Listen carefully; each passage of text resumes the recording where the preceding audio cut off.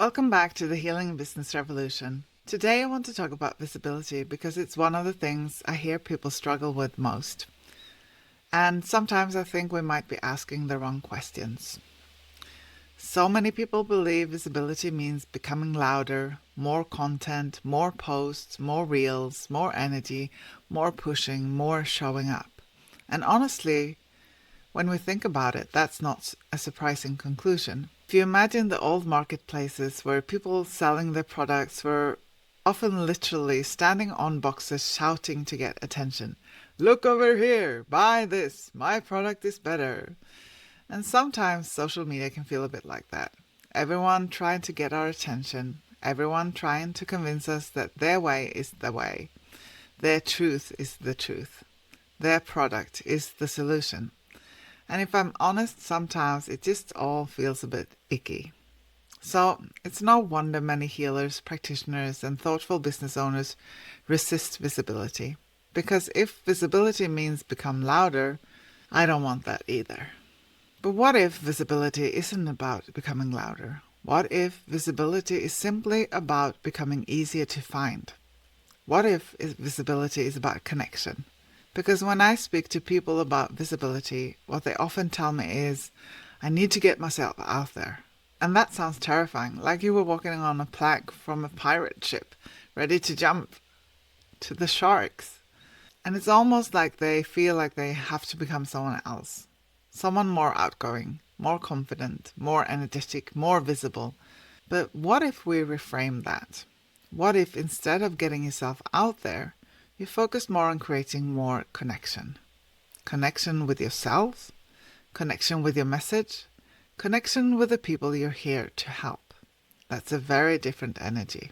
I've definitely had my own journey with visibility. For a long time, I felt like I wasn't ready. I didn't know enough. I wasn't good enough. What if nobody cared? And strangely enough, what if lots of people cared? That felt scary too. Looking back, I don't think I was afraid of visibility. I think I was afraid of not feeling enough, of not fully trusting my own voice, of not yet being clear on what I wanted to say and who I wanted to say it to.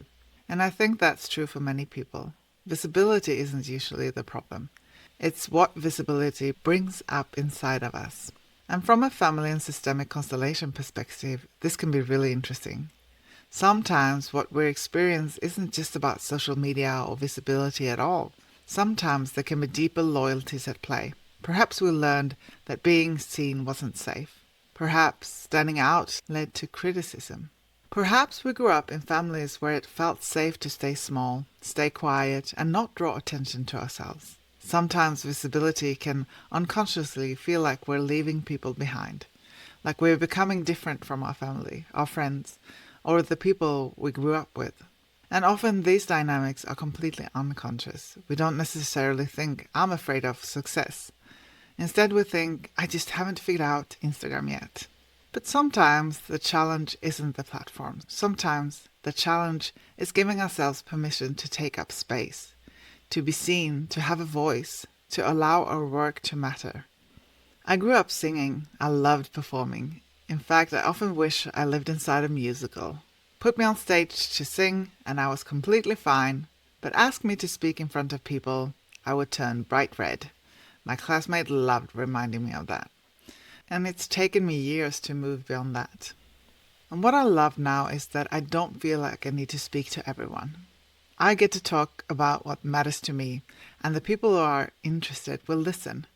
I know I'm not for everyone, and honestly, that's quite freeing.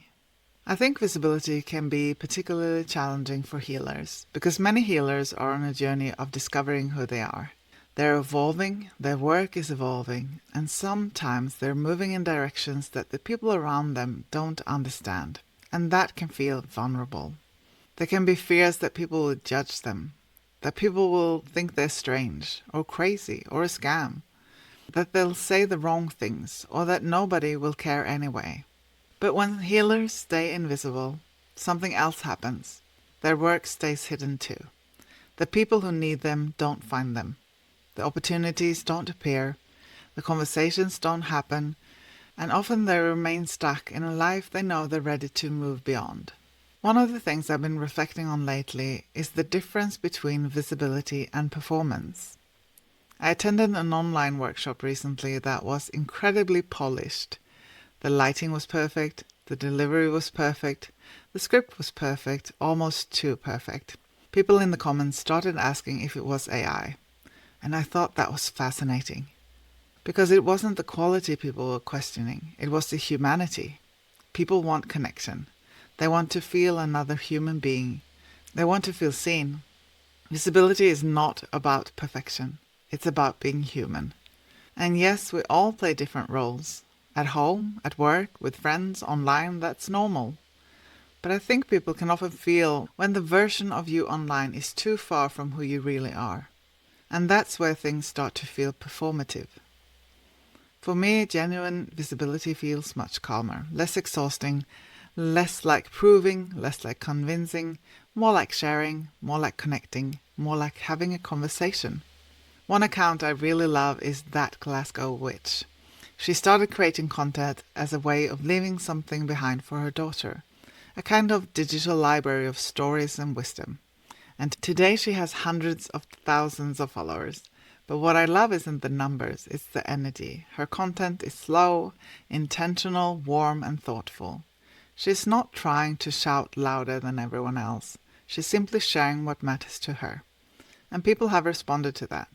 Now, I'm not saying that everyone should create content the way she does. What I'm saying is that there is room for different ways of being visible. You don't have to do it like everyone else. You get to find your way. And if you're building differently, visibility starts somewhere else. It starts with tuning into yourself, tuning into your message, listening for what wants to come through. One simple practice is to put your hand on your heart and ask, what needs to be said today? Or think of one person you would genuinely love to help and ask, what do they need to hear today? The answers are often much simpler than we think. I think one of the biggest mistakes we make is looking outside ourselves for the answer, looking at algorithms, looking at trends, looking at what everyone else is doing. But visibility is not built through algorithms. It's built through connection. Connection with yourself, connection with your message, connection with the people you're here to serve. So if there's one thing I'd love to leave you with today, it's this. You are allowed to do visibility differently. You do not need to become louder. You do not need to become someone else. You do not need to perform. Visibility isn't really about coming louder at all. Perhaps visibility is simply the practice of allowing yourself to take up a little more space than you did yesterday. Sharing one thought, expressing one opinion, having one conversation, letting one more person know what you do. Not because you're trying to become famous, not because you're trying to convince anyone, but because your work deserves room to exist. And so do you. But because the people who need your work cannot find you if they don't know you exist. So perhaps this week, put your hand on your heart and ask, what needs to be said? And if something comes through, maybe share it. A post, a story, a video, a conversation. Whatever feels aligned for you. And if you do, I'd love to hear about it. Until next time, remember, you are allowed to build differently. Thank you for being here. If this conversation resonated with you, you're welcome to join the Healing Business Revolution letters for weekly reflections, conversations, and updates. You'll find everything at fridacapo.com. Until next time.